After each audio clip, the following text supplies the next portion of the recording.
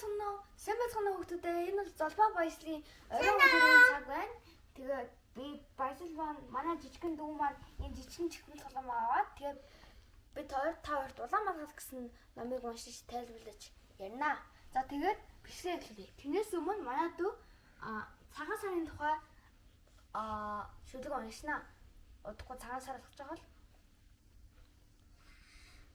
Харан самбараагүй, хаалга алдаж зогсдоогүй, хайд онгоноос тавьдаггүй, хайшмаг монголхоо.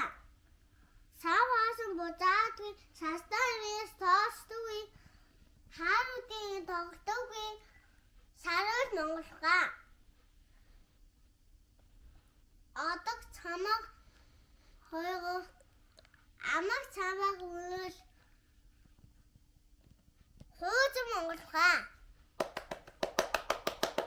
За тэгээд бичлэг үлээ. Peace. Улаанбаатар. Facebook цаг нэгэн тосгонд Улаанбаатар охин амьдран суудаг байжээ. Ээж нь нэг өдөр амтд хуушур хайран охиндоо миний охин эмээтэй хуушур жимс хүргээд өгөөч. Бас биеийг нь ямар байгааг нь асуугаарай гэж хэлжээ. Охин сагстаа хуушур жимсээ аваад эмээгэндээ очихоор Улаанбаатараа өмсөн замдаа гарч хийнэ. Замд чинь танихгүйхэн амтнд тааралдвал битгий яриараа. Ялангуяа чамтай таарлах юм бол бүр дугарчж болохгүй шүү гэж ээж нь охиндоо захин хэлжээ. Ойн өндөр моддын элдв янзын сүүдэр бяцхан охинд үнэхэрийн амар санагдаж байлаа. Гэтэл гинэд аимшигт чон өсрөн гарч ирэх юм тэрэ. Тэгээд чон сайн уу охин минь? Хаашаа явж байгаа юм бэ гэж архиран асууж гинэ. Улаанбаатарт эмээтэй хуушур жимс хүргэж өгөхөөр явж байна гэд бүгдийг нь хэлчихэж гинэ. Чон ямар сайн охин бэ? Эмээдээ бас цэцэг аваачиж өгвөл бүрч баярлан да гэж хэлэхэд холоо хараан явчихж гинэ. Охин ч ихэд баярлан эмээдээ цэцэг түүж эхэлж гинэ. Санаа муудч сааралч чон эмээгийнхэн гэрлүү хар хурдаараа харайлхан утсныг охин огтхонч мэдсэнгүй гин. Чон эмээгийнхэн гадаа ирээд хаалгыг нь зүүлэн тогшлоо. Эмээ би байна. Танд зүүлэн хуушур амтд жимс авчирлаа гэж хэллээ. Харин эмгэн ач охноо биш болохыг таниад орноосоо хараан босож хувцсныхаа шүүгэнд орон нуугдж гинэ. Баясий, зүгээр суухгүй мó?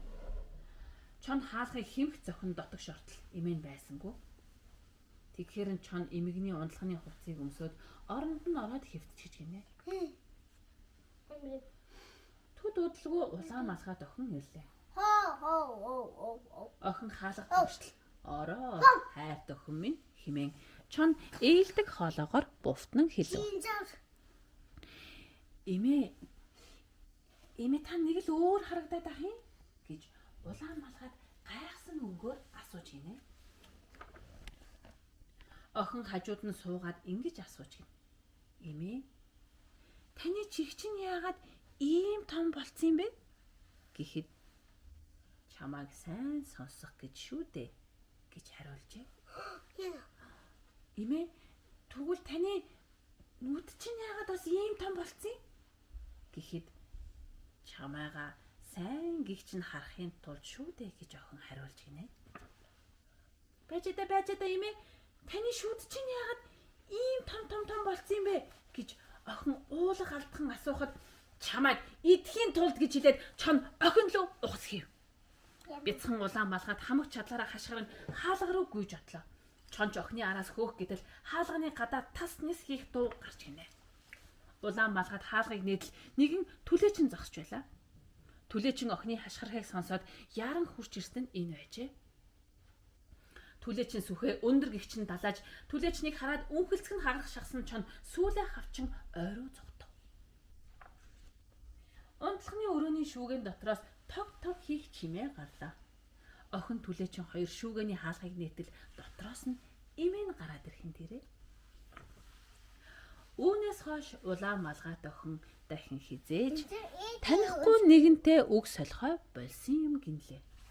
Саарал чонч бас дахин бяцхан хүүхдүүдийг айлгахаа болжээ. Ялангуяа улаан малгайд өмссөн охидыг шүү дээ. Сая гурлаа ямар үлгэр байсан? Улаан малгайд. Ингээ цаана ингээ хөөгөж байгаа имээ биш эсэн. Имэн биш байсан юм уу? Имэн хайцсан. Имээ ингээ шүүгэнд орсон. Имэн яагаад шүүгэнд орсон? Уус ингээ минь охин биш хаад Охин биш байхаар нь шүүгэнд орсон юм уу? цаана орсон. Чон байсан юм уу? Ороод Чон яаж имээгийн гэрийг мэдээд очсон? Улаан малгайд хэлсэн байна. Улаан малгайд хийсэн. ингээ зөөн зөсөд Аа. ингээ гэсэн. Ингийн гэсэн юм уу? Хаа тийм актохон юм биш хаа. Оо тийм үү. Улаан малгайд Улаан малгайд ээжийнхээ үгийг сонсоогүй учраас тэгээд цондоо штэ. Эмээхаа гэр хэлсэн болсон. Яг зөв. Чон эмээгийн гэрлөө ороод Аа зөв. эмээ нь штэ охиноо биш гэдгийг мэдээд тэгээд шүүгэл гарсан. Мм. Тэгээ эмээнд чон нь штэ онд нь хөвтөөд улаан малгайд ингээ асуугаад имээ Тэгээд өнгөрөө хугацаа өмсөдөөсөн. Имигийн унцганы утсан Ингээ юмсад орондоо орсон. ямар эмэг Хүлээж тий. тэгээ цонны сүлийг авчаад тэгэл Ингээ хөөдөөсөн. цон Хүүгэд исэн үү? цон Ингээ айн том улаан малгай өмсөн охтыг штэ. Улаан малгайтай Ер нь бол ээж нь улаан малгайг анх гэрээс гарахт нь юу гэж хэлдэг лээ? битгий хүн танихгүй хүнтэй Танихгүй яг зөв. Танихгүй хүнтэй битгий яриарай гэж хэлдэг. Тэгэхээр энэ үлгэрийн гол санаа нь юу вэ? аав ээж хавганд орог. Аав ээжийнхээ үгэнд орохоос гадна одоо миний хүү жишээлбэл сургуульдаа явах замдаа хөдөө явах замдаа танихгүй хүнтэй тааралдаад одоо гэрийнхээ хаягийг ярих ч юм уу хэлчих юм уу те тэгж болохгүй. Тэгэх юм бол тэр танихгүй хүн чамаас сонссон мэдээллээрээ гэрээ чинь хаягийг олоод гэрт чинь очоод одоо ингээ муу юм хийх боломжтой байх нь шүү дээ тийм үү. Тэгэхээр танихгүй хүнд ямар нэгэн одоо өөртөө хамааралтай мэдээллийг хэлж өгдөггүй байх нь. Тийм үү? За, одоо баясын явуулъя. Баясын нэг шүлэг уншиж өгөн те. За. Маа чи микрофон ингэ барьж заагаан бариад өгч. би байж. За чи барьж чадах юм уу? Тади. За. За ингэ барьж. За. Цагаас биш. Харам самбараагүй. Цагаан сар ямар баяр юм бол? Харам самбараагүй.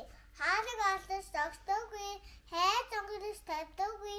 Хайлмаа монголхаа. Сав хасуу бузаадгүй. Саснаар тооцдоггүй. Сар үдээ тогтоогүй. Сарал монголхаа.